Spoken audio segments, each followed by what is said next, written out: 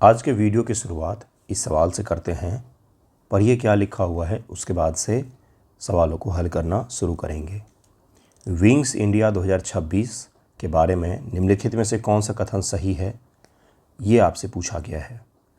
इसी प्रकार के सवालों का कल भी हमने प्रैक्टिस किया था, जिसमें कुछ सवाल स्टेटमेंट वाले भी होते हैं, कुछ बिल्कुल ही डेटा पर आधारित, आंकड़ों पर आधारित होते हैं, और कुछ सवाल जो हैं वन लाइनर फैक्ट्स के तौर पर होते हैं। सभी सवालों को हल कीजिएगा। करेंट अफेयर की डाइवर्सिटी बहुत ज़्यादा है बीपीएससी पीटी में, कभी कभार तो 40 सवाल तक पूछ लिए जाते हैं। और सभी प्रकार के सवालों का मैं जो प्रैक्टिस करवाऊंगा वो बीपीएससी प्रीलिम पर ही आधारित है। एईडीओ एग्ज़ाम में भी यहाँ से पूछा जा सकता है। जो लोग टीआरई की तैयारी कर रहे हैं उन्हें भी ये वीडियो देखना चाहिए। शुरू करते हैं आज का वीडियो। कल हमने 45 नंबर तक किया था, उसके आगे का सवाल सारा बाकी है, उसे हम लोग आज कंप्लीट करेंगे। एक carbon border adjustment mechanism CBAM, सवाल क्या क्या पूछा जा सकता है, तो सबसे छोटा यही पूछा जा सकता है कि CBAM से आप क्या समझते हैं। Carbon border adjustment mechanism, European union के द्वारा ये टैक्स लगाया जाता है। अगर आपने किसी उत्पाद को बनाने में कार्बन का उत्सर्जन किया है तो आपको ये टैक्स देना पड़ता है। आपका प्राइस जो है अचानक से ही यूरोपियन यूनियन के मार्केट में बढ़ जाता है। तो ये एक इनडायरेक्ट रूप से टैरिफ का ही काम करता है, क्योंकि अप्रत्यक्ष रूप से ये आपके प्राइस को बढ़ा देता है। इसी के बारे में ये सवाल है, क्योंकि मदर ऑफ ऑल डील जो है वो हमने यूरोपियन यूनियन के साथ में साइन किया हुआ है। यह 2023 में EU के द्वारा शुरू किया गया था, 2026 से पूरी तरह लागू होगा। यह भारत द्वारा WTO में समर्थित है। यह 2020 में EU के द्वारा शुरू किया गया था। यह केवल जैव ईंधन पर लागू होता है। तो यह 2023 में यूरोपियन यूनियन के द्वारा शुरू किया गया था और 2026 से पूरी तरीके से लागू होगा। ये सबसे बड़ी चीज़ इसमें एक और है, जो है कि भारत ने अभी जो ट्रेड व्यापार किया है, ट्रेड डील साइन किया हमने यूरोपियन यूनियन के साथ में, उसमें CBAM शामिल नहीं है। CBAM अगर वो लागू होता है तो हमें उसका देना पड़ेगा, हमें ही नहीं पूरी दुनिया जो भी कार्बन उत्सर्जन करेगी उन सभी को देना पड़ेगा। इसके बारे में थोड़ा सा और डिटेल देखिए। 2026 से शुल्क वसूली शुरू होगी। यह जो है स्टील, एल्यूमिनियम, सीमेंट, उर्वरक आदि पर लागू किया जाता है। भारत ने इसे WTO में चुनौती दी है, क्योंकि यह संरक्षणवाद का एक बहुत बड़ा टूल है। अचीवर ग्रुप चलता है अपना, टेस्ट सीरीज से बेटर होता है। डेली आपको 100 क्वेश्चंस प्रैक्टिस करने को मिल जाते हैं, target wise, subject wise, topic wise. एक सब्जेक्ट उसका टॉपिक, पर डे का टारगेट, उस हिसाब से हम लोग प्रैक्टिस करते हैं इसमें। इसलिए बहुत ज़रूरी है कि आप जुड़ें इससे और प्रैक्टिस भी करें। बहुत मामूली फ़ी है, मतलब सहयोग राशि ही लेता हूँ मैं और कुछ नहीं लेता हूँ। जुड़िएगा ज़रूर अगर आपको डेली प्रैक्टिस करना हो तो। उसमें करेंट अफेयर के प्रैक्टिस भी सेट में शामिल होते हैं। राष्ट्रपति के संशोधन संबोधन ने संबंधित संविधान का कौन सा अनुच्छेद है। राष्ट्रपति के संसद का जो संबोधन होता है उससे जुड़ा हुआ आर्टिकल कौन सा है, क्योंकि बजट सेशन की शुरुआत में राष्ट्रपति महोदय संबोधन करते हैं। तो अनुच्छेद 87(1) के तहत राष्ट्रपति प्रत्येक बजट सत्र की शुरुआत में संसद के दोनों सदनों के संयुक्त अधिवेशन को संबोधन करते हैं और एड्रेस देते हैं। उसके साथ ही जब चुनाव कोई होता है, लोकसभा चुनाव, तो उसके बाद जो फर्स्ट सेशन होगा उसको भी राष्ट्रपति ज्वाइंट रूप से संबोधित करते हैं। तो ये भी याद रखिएगा, प्रीलिम के लिए बहुत ही महत्वपूर्ण हो जाता है ये। विंग्स इंडिया 2026 पर आ गए हम लोग। यह क्या है, तो यह 16 से 19 जनवरी 2026 को हैदराबाद के बेगमपेट एयरपोर्ट पर यह आयोजित किया गया, और यह एविएशन मतलब सिविल एविएशन का द्विवार्षिक रूप से होने वाला सबसे बड़ा आयोजन में से एक है, जो भारत के हैदराबाद के बेगमपेट एयरपोर्ट पर इस बार आयोजित किया गया है। तो इसे ज़रूर ही याद रखें भाइयों बहनों, यह पूछा जा सकता है। विंग्स इंडिया 2026 एशिया का सबसे बड़ा द्विवार्षिक नागरिक उड्डयन प्रदर्शनी है। यह 16 से 19 जनवरी 2026 को हैदराबाद के बेगमपेट एयरपोर्ट पर आयोजित किया गया था। MOCI और FICCI और हैदराबाद एरोनॉटिकल एसोसिएशन के द्वारा इसे आयोजित किया गया। संस्थाओं का भी नाम ध्यान में रखें, सिविल एविएशन मंत्रालय जो है नागरिक उड्डयन मंत्रालय, FICCI है, और हैदराबाद एरोनॉटिकल एसोसिएशन है। इन तीनों के द्वारा इसे आयोजित किया गया है। इसका PDF कहाँ मिलेगा? अगर आप पेड PDF ग्रुप में शामिल होते हैं, यूट्यूब से भी आप ज्वाइन कर सकते हैं 199 का, या आप किसी भी आंसर राइटिंग ग्रुप में शामिल होंगे तो आपको PDF मिल रहा होता है। UGC के नए जाति विरोधी विनियम 2026 के अनुसार इक्विटी कमेटी को वर्ष में न्यूनतम कितनी बार बैठक करनी होगी? यूजीसी के द्वारा एक एक्ट लाया गया, रेगुलेशन लाया गया, जिसमें ये था कि भाई एससी एसटी ओबीसी छात्रों को जनरल छात्रों द्वारा अगर प्रताड़ित किया जाता है यूनिवर्सिटी कैंपस में तो डायरेक्ट शिकायत कर सकते हैं और शिकायत के बाद जनरल छात्रों को ऊपर कार्रवाई सुनिश्चित हो जाएगी। तो शिकायत करते ही आप दोषी बन जाते थे। इसके कारण से इसका बहुत विरोध हुआ। सुप्रीम कोर्ट ने फिलहाल में इस एक्ट पर, इस संशोधन पर स्टे लगा रखा है, इस गाइडलाइन पर। लेकिन इसमें एक प्रावधान किया गया तो उसके बारे में आपसे पूछ सकता है। एक इक्विटी कमेटी बनाया गया जो कैंपस में मौजूद होगा, जो ये पता करेगा कि किसी के साथ जातिगत भेदभाव हुआ है कि नहीं हुआ है, और वो एक वर्ष में कम से कम 2 बार तो इक्विटी कमेटी की बैठक होगी ही होगी। इक्विटी कमेटी की बैठक एक वर्ष में 2 बार तो होना ही होना है। इसे ज़रूर ही याद रखें, यह प्रीलिम एग्जाम में आपसे पूछा जा सकता है। और यह अर्धवार्षिक रिपोर्ट भी प्रस्तुत करेगा, यानी कि साल में 2 बार बैठेगा और 2 बार अपनी रिपोर्ट प्रस्तुत करेगा। क्रिटिकल मिनरल्स मिनिस्ट्रियल मीटिंग के बारे में निम्न से कौन सा कथन सही है? अब जरा इसे हल कीजिए। अगर आपसे प्रीलिम में यही पूछ लेगा तो वहाँ पर फिर आपको दिक्कत हो जाएगी कि नाम ही नहीं सुना हमने तो, जबकि मैंने न्यूज़पेपर डिस्कशन में भी करवाया हुआ है, आपको पढ़ाया भी हुआ है। न्यूज़पेपर के हेडलाइन में आया था, द हिंदू में बड़ा सा, इंडियन एक्सप्रेस में भी, क्योंकि हमारे एस जयशंकर जी यहाँ पर भाग लेने गए थे। क्या हो जाएगा? तो यह 4 फरवरी 2026 को वाशिंगटन डीसी में अमेरिका विदेश मंत्री मार्को रूबियो की मेजबानी में आयोजित किया गया क्रिटिकल मिनरल्स मिनिस्ट्रियल मीटिंग, मंत्री स्तरीय सम्मेलन, और इसमें हमारे जयशंकर जी भाग लेने गए थे। इसे जरूर ही याद रखिएगा, प्रीलिम में यह पूछा जा सकता है। एक संस्था है पैक्स सिलिका है, ऐसे ही करके पैक्स सिलिका है, मैंने पढ़ाया भी था। पैक्स सिलिका एक संस्था है, अमेरिका के नेतृत्व में बनाया गया है। पैक्स सिलिका सिलिकॉन वाला सिलिका है ना, पैक्स सिलिका। तो उस संस्था में भारत को भी इनवाइट किया कि भारत भी उसमें शामिल हुआ है, एक बनाया गया संगठन।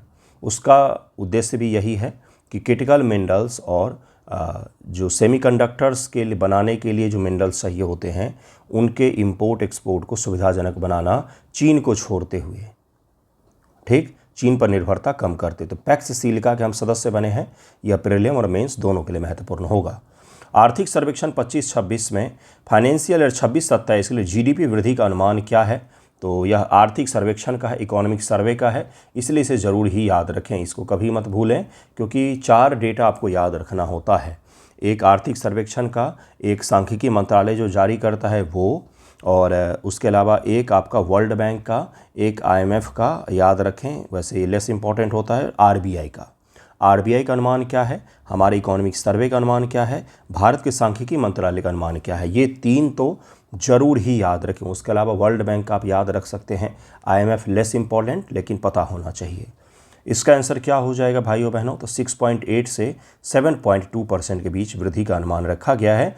फाइनेंशियल 25-27 का प्रथम अग्रिम अनुमान 7.4% था और इसको बाद में 7.2% से 6.8% के बीच अनुमानित किया गया। गुजरात में 33 साल बाद बाघ दिखा है, टाइगर दिखा है। गुजरात में तो लॉयन होते हैं, लेकिन टाइगर दिखा है। तो यह टाइगर के बारे में सही तथ्य को आपको पहचानना है, बहुत इंपॉर्टेंट है ये टाइगर MP से टहलते टहलते गुजरात चला गया। उसको लगा कि चलो भाई थोड़ा घूम के आते हैं, इंटर स्टेट ट्रैवल, बहुत दिन हो गए, तो घूमते घूमते चला गया। देखिए क्या है, तो ये MP के कट्ठीवाड़ा वन्यजीव अभयारण्य से रतन महल अभयारण्य के रास्ते दाहोद पहुँच गया। बीच में MP है, यहाँ से यह चलते गुजरात पहुँच गया। गुजरात पर यह बड़ा ही अद्भुत सा घटना हुआ, इसके कारण से चर्चा में था। तो रतन महल अभयारण्य को याद रखेंगे, कट्ठीवाड़ा वन्यजीव अभयारण्य को याद रखेंगे। बाघ MP के अलीराजपुर जिले में कट्ठीवाड़ा वन्यजीव अभयारण्य आपसे पूछ सकता है से निकला और रतन महल सॉल्थ बियर अभयारण्य के रास्ते गुजरात के दाहोद जिले में पहुंचा और 33 साल बाद 1993 में, इससे पहले वहां पर टाइगर दिखा था, 33 साल बाद वहां पर गुजरात में टाइगर दिखा है इस बार, इसलिए यह चर्चा में था। जरूर याद रखें, गुजरात लॉयन के लिए जाना जाता है, गिर के लॉयन के लिए जाना जाता है, गिर के जंगल में जो लॉयन रहते हैं उनके लिए जाना जाता है। और सबसे बड़ी चीज़ क्या है, एशिया में एक ही जगह है, पूरे एशिया में, UPSC प्रीलिम 2020 का यह सवाल है कि एशियाई लायन के बारे में सवाल पूछा गया था। तो एशियाटिक लायन जो होता है भाइयों बहनों, वो पूरे एशिया में एक ही जगह जहाँ पर निवास करता है फिलहाल में, तो वो है अपना गिर का वन है गुजरात में, जहाँ पर यह निवास करता है। लायन की मैं बात कर रहा हूँ। भारत का विजन 2047 क्या लक्ष्य रखता है? तो उच्च मध्यम वर्गीय देश बनना, ये हमारा लक्ष्य है। इसका आंसर डी हो जाएगा। मिड इनकम कंट्रीज को कहा जाता है middle income country bye 2047, based on structural reform, economic resilience and social progress. ये भारत का लक्ष्य है। यह भारत का सबसे बड़ा लक्ष्य है 2047 तक के लिए, अगर एक लाइन में कहा जाए तो। मूडीज़ की रिपोर्ट के अनुसार भारत की समूह की सबसे तेज़ी से बढ़ती हुई अर्थव्यवस्था है। तो G20 में जितने भी देश हैं उस सब में सबसे बड़ी तेज़ी से बढ़ते हुए अर्थव्यवस्था हैं हम, मतलब दुनिया की फास्टेस्ट ग्रोइंग हैं हम, क्योंकि G20 में दुनिया के टॉप बड़ी इकॉनमी शामिल हैं। तो उन सबको अगर ले लें तो दुनिया का हम सबसे फास्टेस्ट ग्रोइंग इकॉनमी है। लेस इंपॉर्टेंट मूडीज़ का रिपोर्ट था, इसलिए मैंने करवा दिया। कभी कभार बीपीएससी का मूडीज़ बन जाता है तो मूडीज़ से सवाल पूछ लेता है, बहुत घटिया जोक था। कर, उपकर और अधिभार के में मुख्य अंतर के बारे में निम्नलिखित में से क्या सही है? टैक्स, सेस एंड सरचार्ज के बारे में सवाल है। मुख्य अंतर आपको बताना है। कर केवल अस्थायी होता है। Tax is always temporary, seriously. उपकर राज्यों के साथ अनिवार्य रूप से साझा होता है। अधिभार केवल उच्च आय वालों पर कर के ऊपर लगता है। उपकर का कोई निर्दिष्ट उद्देश्य नहीं होता है। Cess has no specific purpose. क्या होगा इसका आंसर? इमेजिन कीजिए कि आप 26 जुलाई को बैठे हुए, 26 जुलाई ज़्यादा दूर थोड़ी ना है, अप्रैल में भी 5 तारीख हो गया है, तो अब तो अप्रैल का कुछ दिन बचा हुआ है, मई जून जुलाई, बस आप फिर से प्रीलिम देने के बाद फिर से बोलेंगे सरप्राइज़ कर दिया उसने मुझे, शायद कट ऑफ के आसपास हूँ, देखते हैं कट ऑफ क्या जाता है। तो उससे बचने का यही तरीका होता है गुरु कि अभी जाग करके पढ़ाई कर लो। क्या होगा इसका आंसर बताइए? इसका आंसर हो जाएगा अधिभार केवल उच्च आय वालों पर कर के ऊपर में लगाया जाता है। कर के ऊपर में लगता है से। Surcharge is always levied on tax for high income earners only. अधिभार केवल उच्च आय वालों पर कर के ऊपर में लगता है। अधिभार अतिरिक्त कर है, जैसे कि 50 लाख से अधिक आय पर आपके ऊपर में विशिष्ट अधिभार लगा दिया जाता है, सरचार्ज लगा दिया जाता है। उपकर सेस किसी विशिष्ट उद्देश्य के लिए, स्पेसिफिक पर्पस के लिए ही लगाया जाता है। जो सेस होता है, जैसे अगर आपको याद हो तो मोदी जी जब पहली बार प्रधानमंत्री बने थे, नए नए प्रधानमंत्री बने थे, तो उन्होंने बोला था माँ गंगा ने मुझे बुलाया है, और गंगा सेस लग रहा था उस समय। रेल टिकट बुक करने पर 1 रुपया गंगा जी की सफाई के लिए, नमामि गंगे मिशन के लिए जा रहा था। रुपया पता नहीं कहाँ गया, गंगा जी में बह गया होगा। तो वो उपकर जो है वो अस्थाई होता है और विशिष्ट पर्पस के लिए होता है। जैसे एजुकेशन के लिए उपकर लगाया जाएगा, तो जिस चीज़ के लिए पैसा वसूला गया है केवल उसी चीज़ पर वो खर्च होगा, उसके अलावा और कहीं भी खर्च नहीं किया जा सकता है। सेस को समझाने के लिए मैंने उदाहरण दिया आपको, इसे ज़रूर ही याद रखें। नेक्स्ट टॉपिक है डोंग गांव के बारे में। भौगोलिक महत्व के बारे में निम्न से कौन सा कथन सही है? डोंग गांव के बारे में आज ही मैंने सवाल दिया है यूट्यूब पोस्ट पर जा कर के देखिएगा। एक चीज़ और है, यूट्यूब पर जाएंगे तो अपने चैनल पर शॉप दिखेगा आपको, दुकान, वहाँ पर तरह तरह के आइटम मैंने लिस्ट किए हुए हैं। अगर आप चाहें तो उसमें से कुछ परचेज कर सकते हैं। किताबें भी हैं, बीपीएससी मेंस के पीटी की जितनी किताबें हैं वो सब मैंने लिंक सहित उस पर डाल दिया। आप डायरेक्ट क्लिक करें और फ्लिपकार्ट से मंगा सकते हैं। तो आप शॉप को ज़रूर विजिट करें, कई सारी यूज़फुल चीज़ें हैं वहाँ पर आपके लिए। यह 1962 युद्ध का मुख्य युद्ध क्षेत्र था। यह भारत, चीन, म्यांमार के त्रिसंधि क्षेत्र पर स्थित है। यह लोहित नदी के दाहिने तट पर है। यह ब्रह्मपुत्र के उद्गम के निकट है। तो इसका आंसर हो जाएगा बी। यह ट्राई जंक्शन पर है, इंडिया, चाइना, म्यांमार के, और यहाँ पर मिलेनियम सनराइज फेस्टिवल इस बार मनाया गया जनवरी में। भारतीय तटरक्षक के बारे में निम्न से क्या सही है? तो ये इसका आंसर क्या हो जाएगा?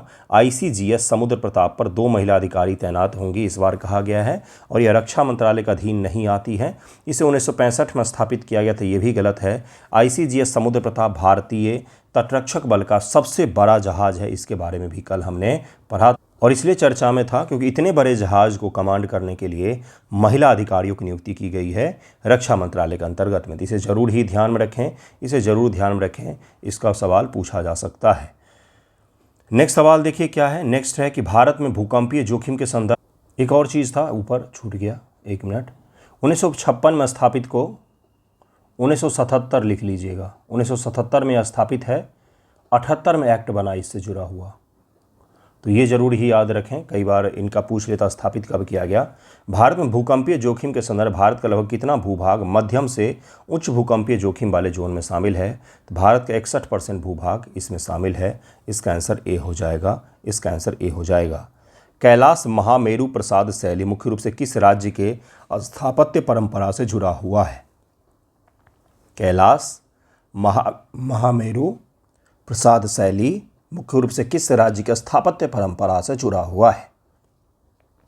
आर्किटेक्चरल ट्रेडिशन से जुड़ा हुआ है। दरअसल में यह मंदिर स्थापत्य की परंपरा है। अगर आपने नागर शैली पढ़ा होगा तो उसकी उपशैलियाँ हैं, जैसे उड़ीसा शैली, गुजरात शैली, सब उपशैलियाँ हैं नागर की। इसी प्रकार से यह जो है यह कहाँ पर किस राज्य से जुड़ा हुआ है? वो राज्य चर्चा में था। इसका आंसर क्या हो जाएगा? इसका आंसर हो जाएगा गुजरात। कैलाश महामेरु प्रसाद शैली चालुक्य और सोलंकी परंपरा से जुड़ा हुआ है। गुजरात शैली मुख्य रूप से चालुक्य शासक और सोलंकी शासक जो हुए हैं इनके द्वारा यह बनाया गया था और मुख्यतः गुजरात विकसित इसे मारू गुर्जर स्थापत्य भी कहा जाता है। जरूर ही याद रखें, प्रीलिम के दृष्टिकोण से बहुत इंपॉर्टेंट है, यूपीएससी में भी पूछा जा सकता है। सोमनाथ मंदिर इसी का उदाहरण है जिसके शताब्दी समारोह में हमारे जो प्रधानमंत्री महोदय हैं वो शामिल हुए थे। शताब्दी समारोह नहीं, 1000 वर्ष के उपलक्ष्य में। PMRKVY योजना की शुरुआत कब हुई थी, ये पूछा जा रहा है। प्रधानमंत्री राष्ट्रीय कृषि विकास योजना की शुरुआत कब हुई थी? तो 2007 में शुरू हुआ था और हाल ही में 2 और योजनाओं के साथ इसे विलय कर दिया गया। एक नेचुरल फार्मिंग को लेकर योजना और बी मिशन, हनी मिशन जो है उसको लेकर के योजनाएं हैं, उसको राष्ट्रीय कृषि विकास योजना के साथ में विलय कर दिया गया। इसके कारण से यह चर्चा में था। सोमनाथ मंदिर का आधुनिक पुनर्निर्माण किसके प्रयासों से किस वर्ष पूरा हुआ? इसके बारे में छोटा स्टोरी कल मैंने आपको सुनाया था और उस स्टोरी से आपके यूपीएससी प्रीलिम एग्जाम में सवाल भी पूछा जा चुका है। सोमनाथ मंदिर का आधुनिक पुनर्निर्माण किसके प्रयासों से किस वर्ष पूरा हुआ था? 1951 सरदार वल्लभ भाई पटेल, 1947 पंडित जवाहरलाल नेहरू, 1960 डॉक्टर राजेंद्र प्रसाद, 1975 इंदिरा गांधी जी। तो इसका आंसर क्या हो जाएगा? इसका आंसर हो जाएगा ए, सरदार पटेल। 1951 में उनके प्रयासों से इसका पुनर्निर्माण जो है पूरा हुआ था और उद्घाटन डॉक्टर राजेंद्र प्रसाद जी ने किया था। इसे ज़रूर याद रखें, इसे ज़रूर ही याद रखें। ये मैंने करवाया भी है और आपको कहानी भी मैंने सुनाई थी, सेकुलरिज्म की कहानी भी बताई थी, पंडित नेहरू के विचारों के बारे में बताया था। सक्सगाम घाटी किन 2 देशों का आर्थिक गलियारे का हिस्सा है? सक्सगाम घाटी आपको बताया था कि पाकिस्तान ने इसे चीन को दे दिया कि भाई तुम यूज करो। यहाँ से होते हुए पाकिस्तान और चाइना इकोनॉमिक कॉरिडोर गुजरता है जिसको कहता है China Pakistan economic corridor, CPEC। तो यह किसके बीच में है? तो चीन और पाकिस्तान के बीच में है, जो POK से होकर के गुजरता है, बेल्ट एंड रोड इनिशिएटिव का हिस्सा है। भारत ने इसका हमेशा से ही विरोध किया है। ईरान की सबसे लंबी नदी कौन सी है? वह किस समुद्र में गिरती है? क्यों पढ़ रहे हैं हम? ईरान चर्चा ही है, रोज़ ही चर्चा में रहता है, डेली न्यूज़पेपर में ईरान की चर्चा होती थी। क्यों नहीं आपसे ये सवाल पूछेगा? बताइए मुझे। सबसे लंबी नदी और वह किस समुद्र में गिरती है? छोटा सा सवाल है। जाइंदे रूंद कैस्पियन सागर, कारून नदी फारस की खाड़ी। क्या कैस्पियन सागर से ईरान की सीमा लगती है? बिल्कुल लगती है। रूस की सीमा लगती है? हाँ भाई लगती है। कौन से देशों की सीमा लगती है कैस्पियन सागर से? आपने मैपिंग की नहीं की? आपके गुरुजी ने किस्सा सुनाया होगा क्लास में, लेकिन मैपिंग नहीं करवाई होगी। मैंने करवाया हुआ है, आप जा कर के देखिएगा और करवाऊंगा भी अभी। मैपिंग वाला तो सवाल ही बाकी है सारा। AEDO के लिए प्रैक्टिस जो करवाया उसमें कैस्पियन सागर इत्यादि मैपिंग करवाया हुआ है मैंने। वह किस समुद्र में गिरती है? जाइंदे रूंद कैस्पियन सागर, कारून नदी फारस की खाड़ी, सफ़ेदी रूद नदी लाल सागर, अतरक नदी अरब सागर। 26 जुलाई को तारे दिख सकते हैं, अगर ये नहीं पता हो तो पूछा जा सकता है। इसका आंसर क्या होगा? इसका आंसर हो जाएगा कारून नदी फारस की खाड़ियों अपना मुहाना बनाती है। जरूर याद रखें, very very very very important. Karun नदी ईरान की सबसे लंबी महत्वपूर्ण नदी 950 किलोमीटर है, जो खुजिस्तान प्रांत से होकर के फारस की खाड़ी में गिरती है। अब वो एक क्या करेगा? तो एक लिस्ट बनाएगा मैच करते हुए कि निम्नलिखित शहरों को उनके देश से मैच करें। खुजिस्तान, कांधार, रियाद, इसी प्रकार से आपके दे सकता है और आप फिर मैच करिए। तो सवाल आपके इर्द गिर्द डेली दिखते हैं, आप उस पर ध्यान नहीं देते हैं बस। खुजिस्तान प्रांत से बहकर के फारस की खाड़ी में गिरती है, 950 किलोमीटर लंबी है। लंबाई तो नहीं पूछेगा लेकिन पता होना चाहिए। भारत जर्मनी संबंधों में 2000 ईस्वी में क्या महत्वपूर्ण हुआ था? क्योंकि इसी के 25 वर्ष जब पूरे हुए तो जर्मनी के जो चांसलर महोदय हैं उनकी भारत यात्रा हुई और उनके भारत यात्रा को बहुत महत्वपूर्ण माना जा रहा है। इसलिए पूछा गया है कि भारत और जर्मनी के बीच में 2000 का वर्ष क्यों महत्वपूर्ण माना जाता है। अब आपने तो पढ़ा ही नहीं होगा। रक्षा सहयोग समझौता, जब मैं आईआर का टॉपिक पढ़ा रहा होता हूँ तो लोगों को लगता है केवल यह मेंस में पूछेगा, ऐसा नहीं है, प्रीलिम में भी पूछा जा सकता है उसके फैक्ट्स। जर्मनी में भारतीय दूतावास खुला, पहला व्यापार समझौता, औपचारिक रणनीतिक साझेदारी की समझौता, तो इसका आंसर हो जाएगा डी। औपचारिक रणनीतिक साझेदारी समझौता 2000 में हुआ था। 25 वर्ष जब पूरे हुए तो 2026 में राजनयिक संबंधों के 75 वर्ष भी पूरे हुए हैं और व्यापार ये महत्वपूर्ण रणनीतिक समझौता का 25 वर्ष पूरा हो गया है। आज़ादी के बाद ही हमने संबंध बनाना शुरू कर दिया था, इसलिए हमारे 75 वर्ष उसके भी पूरे हुए हैं। ठीक है भाइयों बहनों, इसे ज़रूर याद रखें। सोन नदी का उद्गम कहाँ से होता है? क्योंकि इसके बारे में कल एक झील के बारे में हमने पढ़ा था। तो इसका आंसर तो बहुत आसान है, अमरकंटक पठार मध्य प्रदेश से होता है। अमरकंटक जो है यहाँ से एक नदी बिहार की तरफ में आती है, एक नर्मदा नदी अरब सागर की ओर बहती हुई चली जाती है। सोन नदी मध्य प्रदेश में अमरकंटक पठार से उद्गमित होती है। नर्मदा नदी के उद्गम के निकट इसकी लंबाई करीब में 784 किलोमीटर है। यह पटना के निकट गंगा में मिल जाती है। कौंडिल्य कौन थे और उन्होंने कहाँ की यात्रा की थी? कौंडिल्य के नाम पर एक जहाज़ बनाया गया। अजंता गुफाओं में जो जहाज़ का वर्णन किया गया उससे मिलाते हुए और उस जहाज़ को विश्व की यात्रा पर ले जाया गया। केरल के कारीगरों ने बिना किसी आधुनिक उपकरण के उसको बनाया।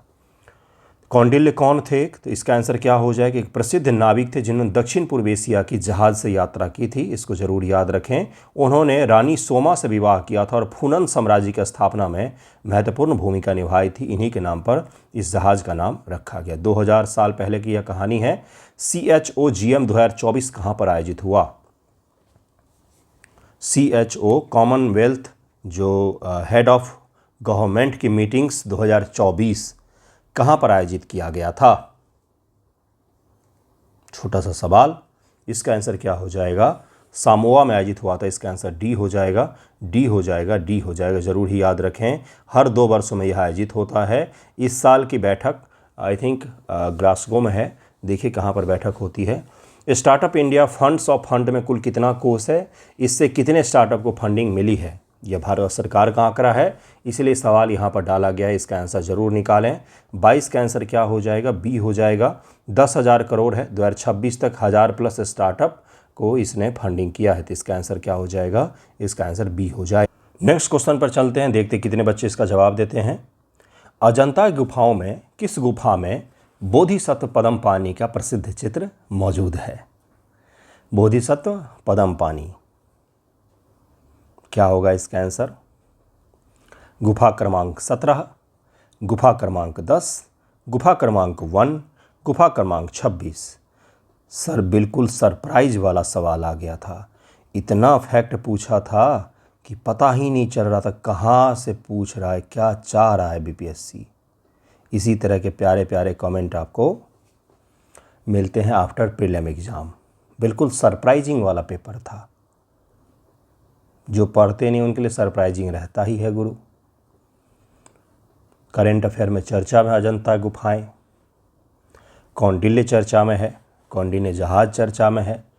तो आपको अजंता, एलोरा, जितने भी भारत में बड़ी गुफाएं हैं उन सब के बारे में डिटेल में पढ़ना चाहिए। ये होता है प्रीलिम की तैयारी। बताइए इसका आंसर क्या हो जाएगा? इसका आंसर क्या होगा? इसका आंसर सी हो जाएगा। इसका आंसर सी हो जाएगा, सी होगा इसका आंसर। अजंता गुफा 1 में बोधिसत्व पद्मपाणि का प्रसिद्ध चित्र है।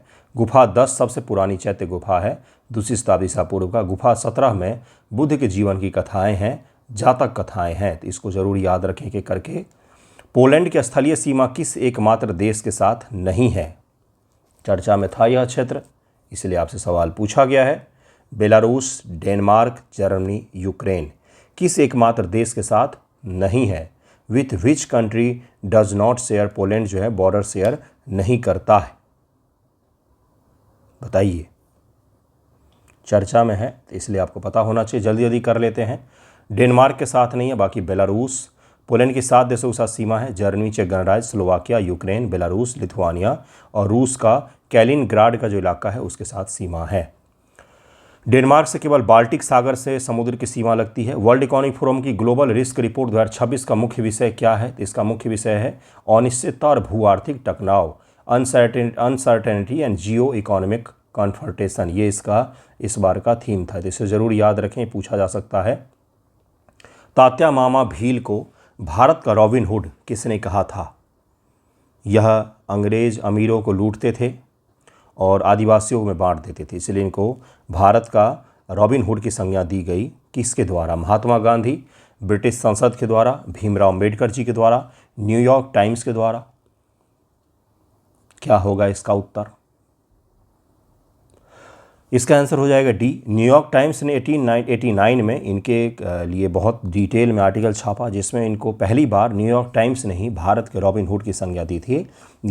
उन्हें 4 दिसंबर 1889 जबलपुर के जेल फांसी दी गई थी और ये अंग्रेज अमीर को लूट करके गरीब आदिवासियों बांट देते थे। बोलते थे कि हमारा ही तो धन है जो लूट करके अमीर बने हैं, तो हमारा धन तो हम वापस लेंगे ही। भीलों में इनका बहुत आदर सम्मान से नाम लिया जाता है। C-295 विमान के बड़ोदरा फैक्ट्री का उद्घाटन कब हुआ? एयरबस टाटा FAL की फैक्ट्री है। C-295 विमान है। एयरबस कंपनी यूरोप की विमानन कंपनी है, जिस प्रकार से बोइंग अमेरिका की है। जो अहमदाबाद प्लेन क्रैश हुआ था वो बोइंग की थी। एयरबस बहुत ही प्रतिष्ठित कंपनी मानी जाती है, माना जाता है बोइंग को यह डुबो के ही छोड़ेगा। तो बड़ोदरा फैक्ट्री का उद्घाटन कब हुआ? अप्रैल 2024, अक्टूबर 2024, जनवरी 2025, जनवरी 2024। क्या सब सवाल पूछ रहे हैं गुरुजी, पढ़ा ही नहीं है ये सब, तो इसका आंसर क्या हो जाएगा? अक्टूबर 2024 में उद्घाटन किया गया था, 20 का उत्तर हो जाएगा। बड़ोदरा में Airbus Tata 295 final assembly line का उद्घाटन अक्टूबर 2024 में हुआ था। जयशंकर ने घोषणा की कि पहला मेड इन इंडिया C-295 विमान सितंबर 2026 से पहले निकल करके आ जाएगा, इसे जरूर ही याद रखें। गणतंत्र दिवस 2026 के परेड में भाग लेने वाले बैक्ट्रियन ऊँट के नाम क्या थे और उनके नाम किस आधार पर रखे गए थे? बैक्ट्रियन ऊँट 2 कुंवर वाले पहाड़ी ऊँट जो बर्फ़ में रहते हैं, जो बर्फ़ खा करके ज़िंदा रह सकते, बिना पानी के ज़िंदा रह सकते, बहुत ही कठिन परिस्थिति में उन बैक्ट्रियन ऊँट को पहली बार दिल्ली के राजपथ पर लाया गया था। अब उसके बारे में आपसे सवाल पूछा गया है। इनका नाम था भारत और माँ, 2 बैक्ट्रियन राष्ट्रीय प्रतीक के नाम पर रखा गया था। अर्जुन और कर्ण नाम था इनका महाभारत के पात्रों के नाम पर। गलवान और नुब्रा नाम था लद्दाख के स्थानों के नाम पर। सिंधु और गंगा नाम था भारत की नदियों के नाम पर। क्या होगा इसका आंसर?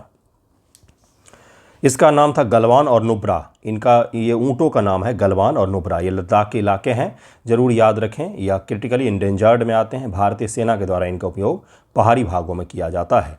विंग्स इंडिया 2026 की थीम क्या थी भाइयों बहनों?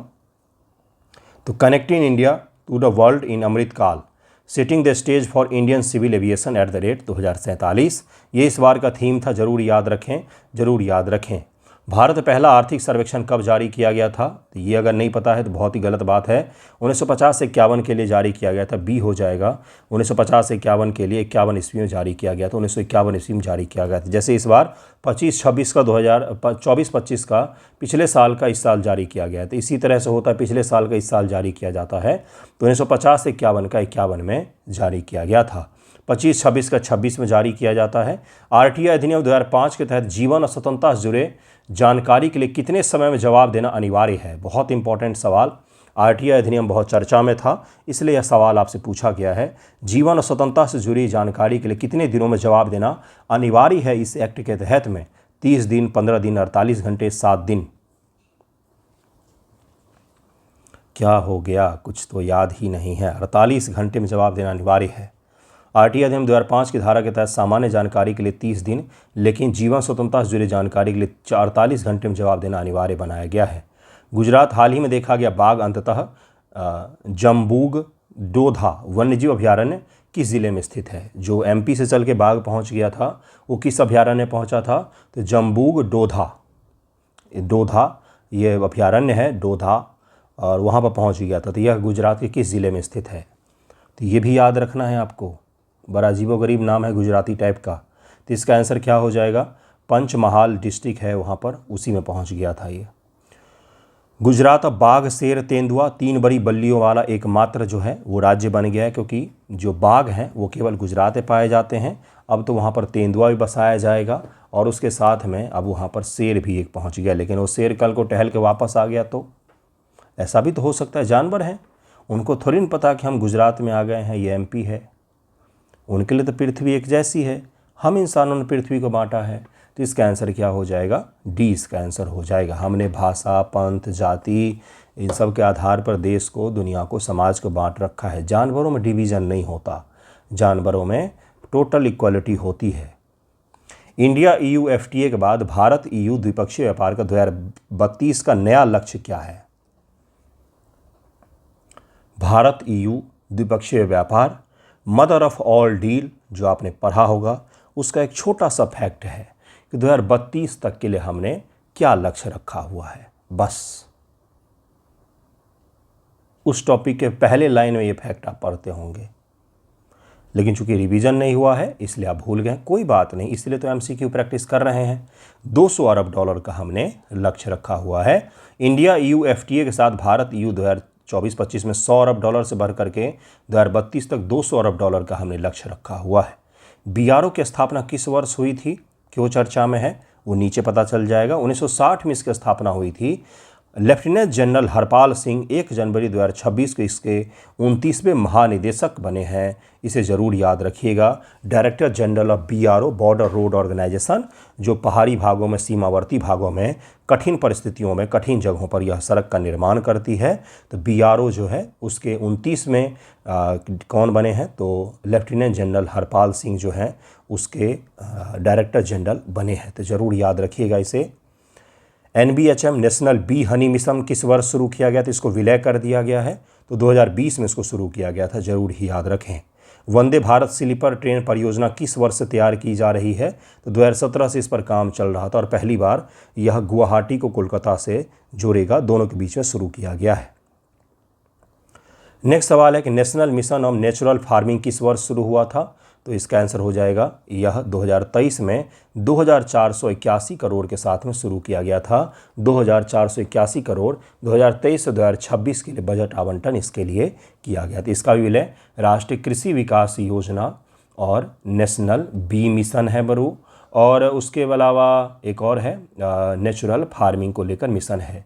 इन तीनों का विलय कर दिया गया क्योंकि तीनों का उद्देश्य कथाकथित एक ही जैसा है कि भाई सस्टेनेबल एग्रीकल्चर को प्रमोट करना और किसानों की आय को बढ़ाना, इसलिए इन तीनों का विलय कर दिया गया है। अविन्या 2026 क्या है? यह किस बड़े आयोजन का हिस्सा है? कितना शानदार सवाल है यह।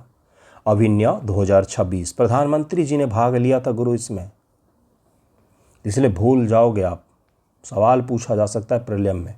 अविन्या 2026 क्या है? यह किस बड़े आयोजन का हिस्सा है? तो यह ऊर्जा स्टार्टअप चैलेंज का हिस्सा है।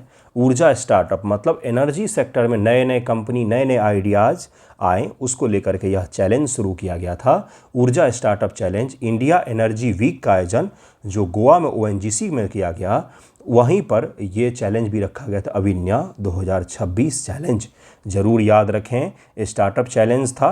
इसका फोकस था हाइड्रोजन अर्थव्यवस्था, ऊर्जा दक्षता, एनर्जी इफिशियंसी, CCU, EV और AIML पर केंद्रित है, आर्टिफिशियल इंटेलिजेंस, मशीन लर्निंग पर केंद्रित है, जिसके जरिए एनर्जी में नए आइडियाज़, नए स्टार्टअप को हम प्रमोट कर सकें। इसे भी याद रखना है, प्रीलिम के दृष्टिकोण से बहुत बहुत महत्वपूर्ण। रटे रटाए अगर आप सवाल प्रैक्टिस करने के जो आपने पढ़ा था वही सवाल आपके समक्ष भी आ जाए, तब आप सोचें कि आपका करंट तैयार हो गया। नो, एक कुएं में आप बंद हैं, उसमें जो चीज़ें हैं उसी को आपने संसार मान लिया है। करंट अफेयर या प्रैक्टिस के दौरान अगर आपको नए सवाल मिल रहे जो आपको नहीं आते हैं, तो थोड़ा सा माइंडसेट बदलिए। दुखी होने की जगह पर खुश होना चाहिए कि हाँ, मैंने ये नया सवाल और एक कर लिया। बाकी जो आपको आते हैं, जो आपने पढ़ा है, वो तो है ही आपके साथ। ये मैं अपने डेली प्रैक्टिस अचीवर ग्रुप में भी समझाया था मैंने कि अगर आपको ज्योग्राफी में, पॉलिटी में नए सवाल मिले हैं जो आपको नहीं आ रहे थे, तो आपको खुश होना चाहिए, ना कि दुखी होना चाहिए मुझसे ये नहीं बन रहा है। खुश होइए कि एक और कठिन सवाल जो आपको नहीं आ रहे थे वो एग्ज़ाम से पहले आपके समक्ष आ गया और आपने उसका प्रैक्टिस कर लिया। थोड़ा सा माइंडसेट बदलिए। दुनिया केवल और केवल माइंडसेट का ही खेल है, तो इसको ज़रूर याद रखिए। इसके आगे का सवाल हम लोग नेक्स्ट वीडियो में करेंगे। यहाँ से छोटा सा पोर्शन बचा हुआ है, उसको हम लोग कल कर लेंगे, या फिर मास्टर वीडियो जो मैं लाऊंगा इन सब का मर्ज करके एक साथ, उसमें मैं आपको करवा दूंगा। धन्यवाद आप सभी का वीडियो देखने के लिए।